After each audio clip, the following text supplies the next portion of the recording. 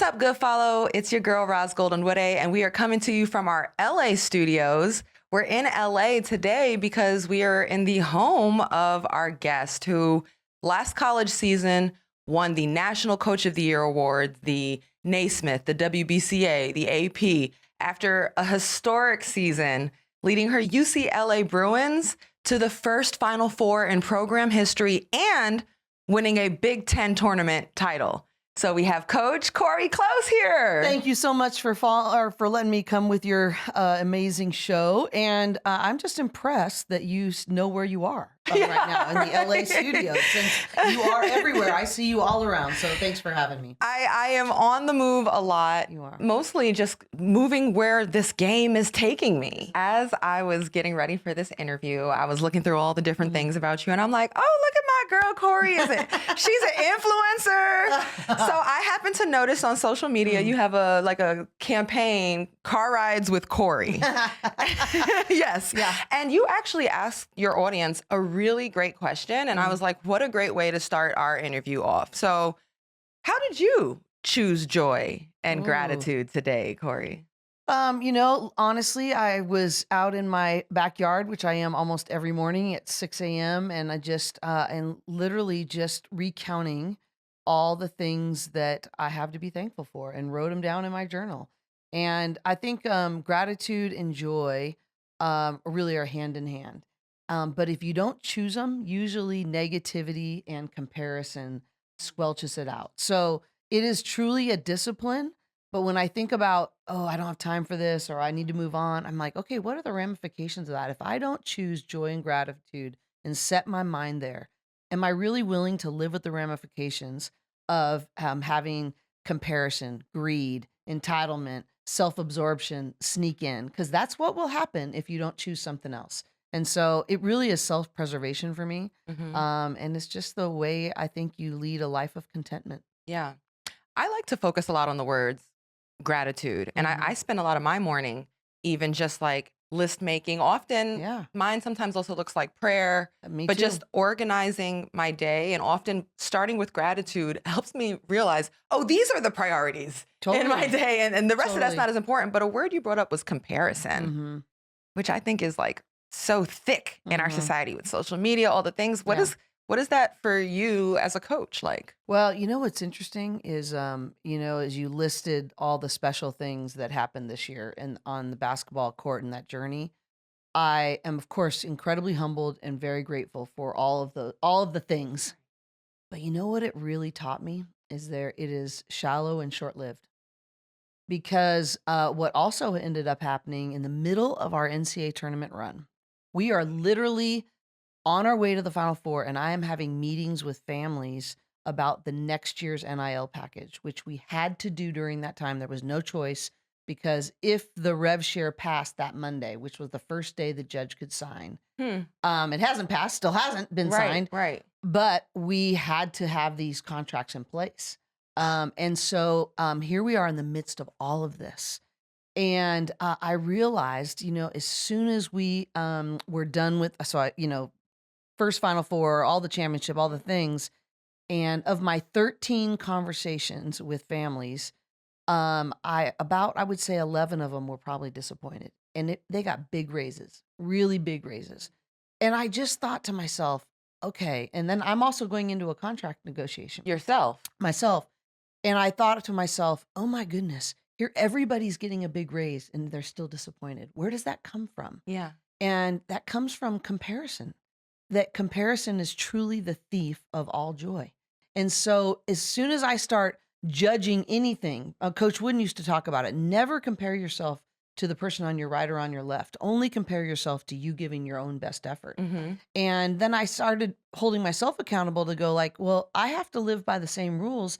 I can't just judge my contract. Well, is it better than such and such, or is it better than the next person? No, is it what the market has brought, and what I've earned, period. And, and I just think we're all tempted to succumb to that if we're not careful. And so, but it really taught me this year is that, you know what, it was really fun. And it's obviously the cherry on top. Right. But I heard a great analogy the other day that championships are like roses. They are incredibly beautiful, and you pursue them, and they're amazing. You get the championship, and the rose is pretty, and it smells good.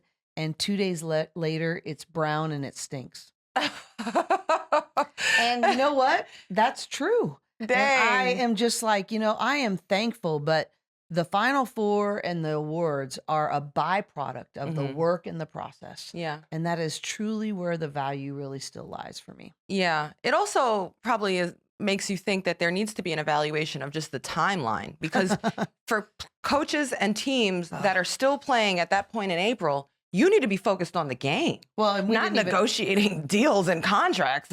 And you're dealing with agents, you're dealing with all of the things, and the portal's open. So, first of all, do you think this is where a GM would come in now? Is that something that you would? Yeah, a GM would be somebody who would be having those conversations moving forward, and we won't have these contract timing things ever again. This is a blip in history where we are absolutely shifting the entire landscape, and so hopefully that never happens again. But we need to change the date of the transfer portal. There's no perfect date. There's compromise on either side. You can make arguments of when it should be, but my opinion is it needs to be the day after the championship game. Yeah. And yes, but you're rewarding the wrong things by having it in the middle of the NCAA tournament. And so do I realize that most of the teams are already done? Yes. But I think that you should not penalize the people that are winning. Yeah. And I also think that, if you did 3 weeks starting right after the season, that's enough time. That's enough time. People need to, if they know they're going to leave, they're going to jump in there when the window opens. So given that you had all these conversations, one, what I read from that is you mentioned players were disappointed. Like, that's not the right energy you want to take into the Final Four. But also, did you get any inkling that, hey, there might be a number of players who are going to transfer out of my program as soon as we're done with this, no matter what happens? I thought I'm a coach that has a pretty good pulse, but honestly, this year it wasn't as good as I thought it was. I think the reality is that, Nell Fortner, who recently retired from Georgia Tech, her team was at UCLA for the first and second rounds. And she said something to me that really hit me. She said, Cori, there is such thing as too much talent. And at that time I was like, oh, whatever, Nell, here we go. But you know what? In the end, when I look back, we had too much talent, and there was just someone was disappointed every week, and some, a family or a player or whatever. And so honestly, I am thrilled to only have 10 next year. I think we have a really great 10. And so I think we're in a good spot. But the reality is I really am invested in these women, and I absolutely love them deeply. They're my kids. God hasn't brought me a husband yet, and so at this point, they're family, and they're my kids. So even if I believe in the end it was probably the right decision for some of them to leave or whatever, it still rips my heart out, and so it's hard. But I was actually talking to Lauren Betts on the way to the Wooden Awards, and she said, Coach, you have no idea how distracted we were, and as a whole team, because these conversations are happening. Their agents are, and the team is aware in the moment. The team is aware. She says we were fighting like crazy to be like, hey, put that aside. We got to focus on our. And honestly, I respect them because they did a pretty darn good job, given now what I know about what they were all dealing with. I think a really important thing is, so agents lost a lot of money with Unrivaled. How so? Because a lot of the money that they used to get from those same top players going overseas was a higher percentage to go to the agents than when they went back. So where do they go to make that up? College. And the only way for them to make money is if they transfer. So you're talking about, it's not just, well, I'll help you if you want to leave. It's, I'm encouraging you to leave. You had players entering the Final Four with you, and they already knew they were out. Yeah, absolutely. Now, I don't blame the players. They don't know that they didn't know any different. They just know they're contacted by whoever, but there's always been something. So like, we've been in this a long time. There's always that call you get in January and February and says, hey, such and such is thinking about going in the portal. If she did, would you be interested? I mean, I don't expect anyone to not respond to that question and say, hey, yes, I would be interested. But then what needs to come next is, but I will not be having another conversation until they are actually in the portal. But obviously that's not happening. You look around and that's not the way things are going. From coaches now. It's on the coaches who may not be doing the right things in the Well, programs. I don't think, I think the coaches are leveraging it for their own good. So we need to deal with the tampering in our game. It's pretty bad. Yeah. And so, you guys lost the entire freshman class from last year. Also, Barker, Jones. Yep. Just as a coach, what is it like navigating the transfer portal as it is as far as planning? Like, can you plan ahead, or is it now literally season by season? Well, I do think I have to change my leadership. I mean, on our staff, I have an incredible staff, but Shannon Perry LaBeouf is just spectacular. And she just called me in the middle of this craziness and is like, Cori, we have to change. This is a new era. This is a new landscape. I don't think it's only 1 year at a time, but I do think that you have to plan. You cannot count on 4 years of development anymore. So I would say you should probably count on half your freshmen not working out.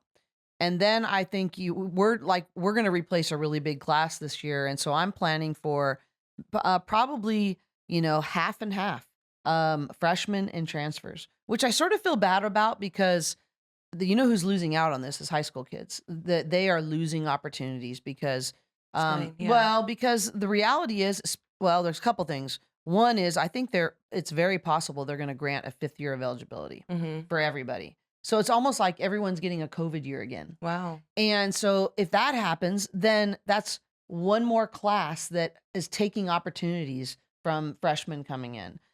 I just think that between, all the different eligibilities or waivers that are happening, there's just less people. And if I'm a coach and I'm really trying to reload, I'm not reloading with freshmen for 2 reasons. One is they're not ready most of the time. And then secondly, they don't all stay now. Yeah. And so I need to have a blend of experience, proven players. And so, I do think it's a different day and age. And it's just like running a company, right? When a major shift happens in the business landscape, and if you're a leader of your company or CEO, which in essence I am now, it's my responsibility to adjust and pivot and be the leader that our organization needs me to be. Yeah. And I think I've got to change. Coach, it sounds to me like you got to delegate because you're also a therapist. You're also a second parent. Your X's and O's. And now you got to be a CEO. That's crazy. And I don't know that allows you to show up as the best version of yourself if you're going to do all of this. Yeah. I think that's what you're seeing a lot of college coaches, really good ones, retire.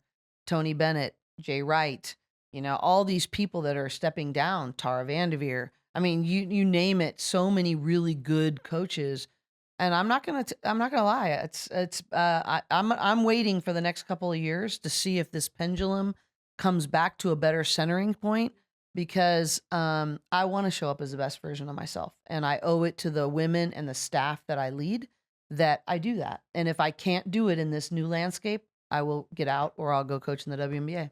Oh, okay. Because I was just going to ask you, if you weren't coaching, what would you be good at? What else can you do? Do you have other talents? I don't know. I would have to explore them. I mean, I think that there's personal things like if I just had more time. I love photography. I love, the creative side. I love like digital graphic movie making, editing kind of things. But I don't have time to master that craft or to do that. But the other side is I do think I'm a strategic planner. I'm like a vision person. Yeah. So whether or not that's coaching in the WNBA, which I have considered more than I ever thought I would, or whether it be administration, maybe being that for a coach that I wish I would have had, or something like that. So, and that my relationship with God is really important to me. So whether that's be a sports ministry kind of thing or whatever that might be, but I really want to be where God wants me to be, and if I'm in that place, I'll be okay. That's cool, Coach. Oh, thank you. So just to put kind of bow on the portal conversation, hey, it's also been good to you. Oh, totally. I mean, I've had more good things. And I do want to say a shout out to, I didn't say, is to Londynn Jones and Janiah Barker. Sure. We, sometimes, the transfer portal gets a bad name, and the fact of, they're jumping ship and whatever else. And I have a lot of respect for our freshman families. I get it. I understand why some of them wanted to do that. And I will always wish them well. But I think especially for the transfers that left in the fact of the returners like Londynn, Jones, and Janiah, we had 3 hours of Zooms. We had really significant conversations. And I said, you bring to me what you really need for this last year from me, and I'm going to bring to you what I need from you. And if there's not alignment, it's okay. I love you and I want to support you to go somewhere else. And that's exactly what happened. So I want to give a shout out to their authenticity, their maturity. And we came to a point that there wasn't alignment anymore. And so if I really love them and they really love us, then we part ways gracefully. And I will be rooting for them every game except if we play them. And so I do want to say that because I think sometimes that gets misconstrued in the narrative of what the portal is. And sometimes there's just not alignment anymore and there needs to be change.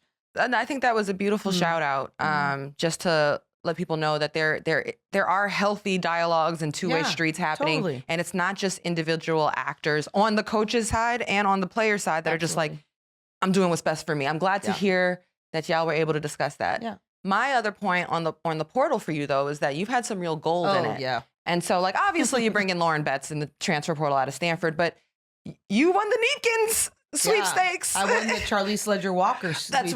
That's right. She is and flying she's healthy. under everybody's radar. And I remember her from Washington State. I covered the Pac-12. She is, she's dynamic. So, yeah, I mean, we have actually benefited more than we've lost in the portal. So LA is a pretty great place for people, and we've done well in the NIL era in terms of being able to offer. So that combination of UCLA, the academic institution, the alumni network, and then the basketball side, and then just being able to live in LA for free. You and I know that's a pretty nice thing because you and I don't live here for free. And so I think the reality of that is we have really leveraged that to be a really good second destination for people. And I don't see that changing. I think that it is now going to be a very integral part of how we recruit moving forward. And so I would suspect that we're going to have usually 2+ transfers every year from now on. Did being in the Final Four put you behind the ball in hitting the transfer portal? Totally, it put us behind. Absolutely hit us behind.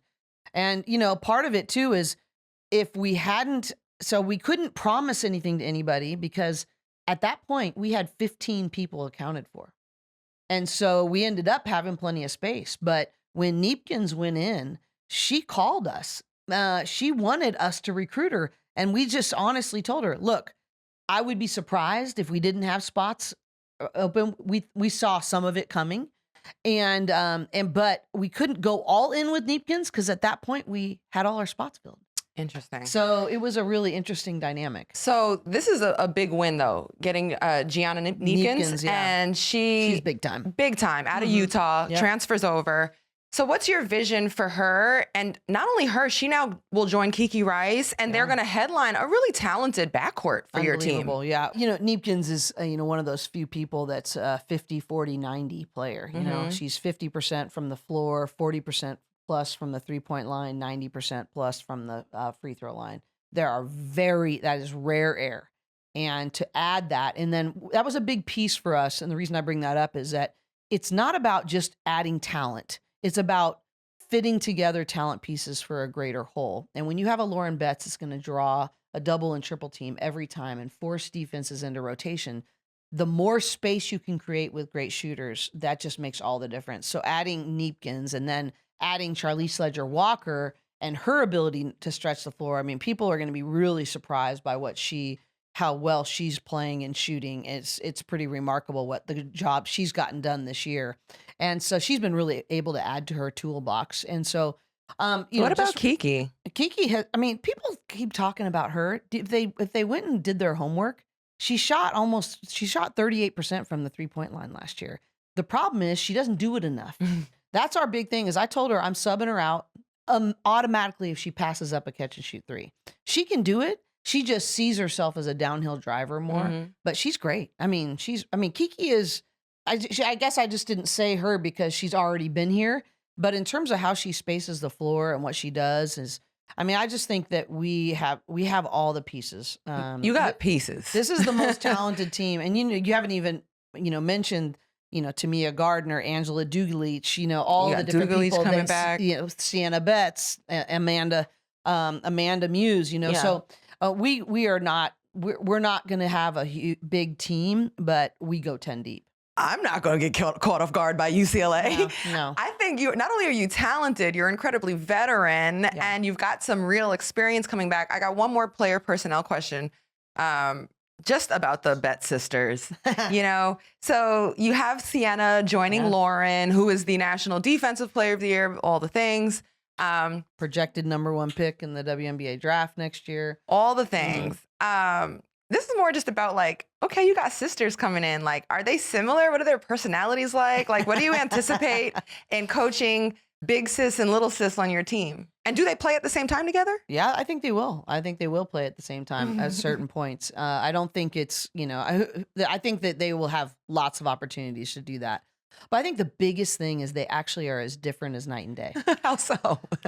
You don't have enough time for all the ways they're different. They're more different than they are similar, other than that they're from the same family. On the court, Sienna is an elite passer. She's more of a stretch four. She shoots it better than Lauren. She's really loves to attack off the bounce. She's much more of a stretch four. And who's versatile and can play different positions that way. Lauren is a unicorn. She's a generational player, but she is a true center, right? And so she's not only a back to the basket center, but very different in how they see their games. And, Sienna plays facing the basket more, and obviously Lauren's plays more with her back to the basket. But personality wise, Lauren has always scratched and clawed to earn her confidence. It doesn't come easily for her. Sienna is she is confident, and she does not want to be compared to Lauren. She wants to blaze her own trail and do her own thing, and she has earned the right to do so. She is so good in her own right, but also she's her own person. She's an incredible artist. She's got all these other passions that she has. Her fashion style is totally different. They just have very, Lauren is a very empathic, deep kind of person. Sienna is a don't mess with me. You're going to have to earn your way past my shell kind of thing. They're just different. And one of the things I'm most excited about is to prove to Sienna that we are not coaching Lauren's sister. We are coaching Sienna in her own journey and her own path. And she has earned that, and I'm excited to execute that. Yeah, I'm sure she would appreciate that too. And, she's a new face, but one of the things I said is your team also has a lot of veteran players and experience. Yep. And let's just dive into that experience real quick. The Final Four experience. You play UConn in the semifinal, and they win 85-51. They were dominant. They were dominant throughout the whole Final Four. Right. That has to be an eye-opening moment, not just for you, but for the team, for the players. Like, what is it that you realize, okay, that's the gap that we have to close. Yeah. That's where we have to grow. Like, what were those moments of realization after that game? I don't know if I would have changed this or not, but one of the things, we were both in the Spokane regional. Okay. And when we beat LSU, we did all the things. We cut the nets down, the confetti came. And we for sure weren't done, but this is a difference. They won on their side, and they won the regional. No, they just said no confetti. We're not getting on the ladder. There will be no nets. We have another net we're trying to cut down. I'm not sure that would have been wise for me because we haven't done it in program history. There's so many other people in that, but I do think it shows a level of expectation, maturity, preparation that they had that we haven't earned yet. And we didn't, I think the next time I've thought, okay, I'm going to need to think that through. I also think, just even deciding when you leave, like we chose to practice here and then fly to Tampa and then just go to bed that night. If I had to do it all over again, I would not have done that. Just some little things that we had to do. I had no time to fit a practice in on the second day. And I just think about, okay, what they went to a secondary site and they practiced. Even in the midst, they had the same media things. They had the same dinner they had to do. There was just a business-like approach that they just checked those boxes and said, we know exactly what we're doing, how we're preparing, and what it's going to take to get there. And so, none of those kids on that team, credit to their staff, because none of those kids had won a national championship for UConn. Yeah. So it really, I think, credit to their staff for leading in the way that they did. And That's part of my growth as a leader, that I want to be ready for this particular year coming up, and I will be ready. Absolutely. I mean, it clearly sounds like those are kind of experience, like, hey, we've been here before. We know how to Yeah. navigate this type things. I personally, this is just Yeah. Roz's little opinion. If it's your first time getting to the Final Four, I think you cut the nets. I actually was glad. I wouldn't maybe change on your that. next one, maybe. But I'm like, yeah, but not the first one. So no, I agree. I don't know. I actually think it would have been selfish for me not to, because we had all these alums, families.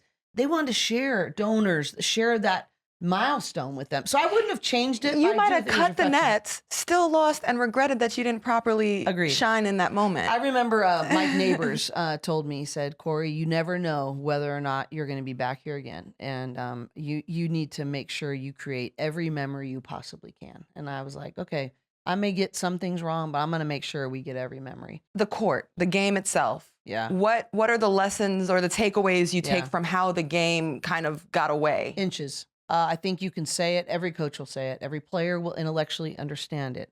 But the inches at that level are so small. And UConn grabbed their inches better than we did. Every setting and using of screens.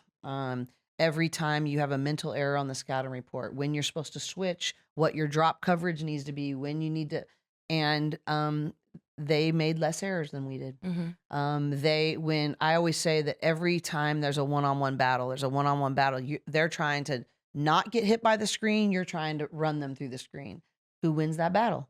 And bottom line is they won more of those one-on-one inches battles, whether it be a tip on an offensive rebound, an out of area rebound. There's just no margin to not win your set of inches.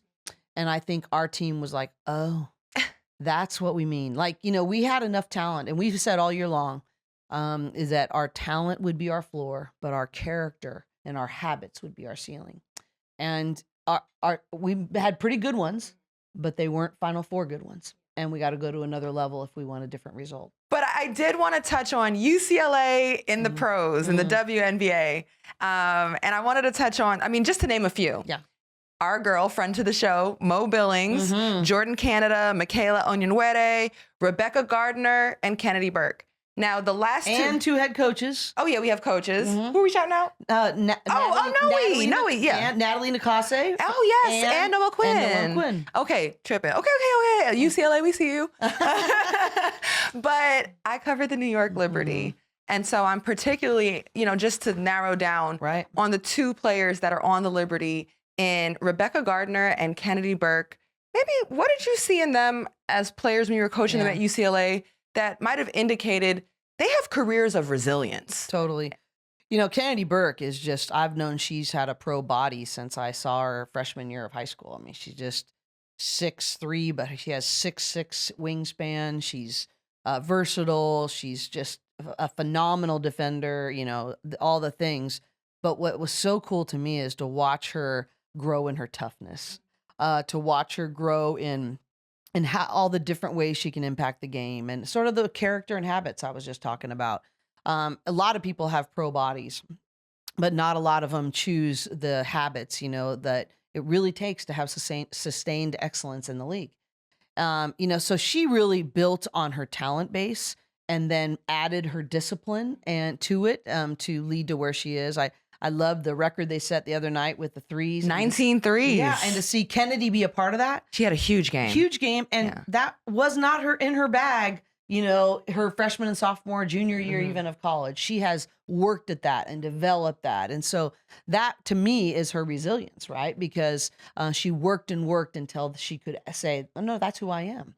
And so, but then Rebecca Gardner is...